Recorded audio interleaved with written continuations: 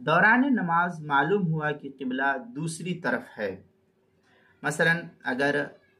تحری کر کے نماز شروع کی، پھر دوران نماز اس بات کا علم ہوا کہ قبلہ دوسری جانب ہے، تو اب نمازی میں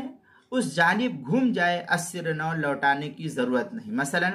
4 رکعت والی نماز پڑھ رہا تھا، 2 رکعت ادھر منہ کر کے نماز پڑھی، اب معلوم ہوا کہ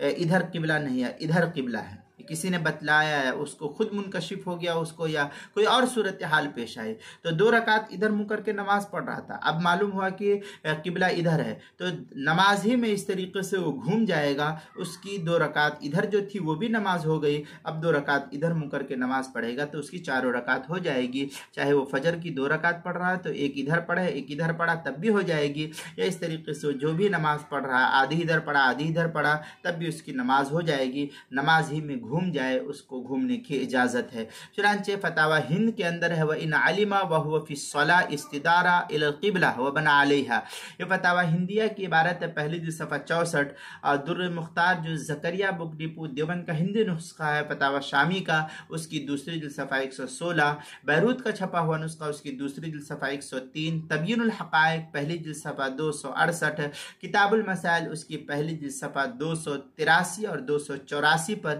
اس کو نقل کیا گیا ہے، وہاں دیکھ سکتے ہیں۔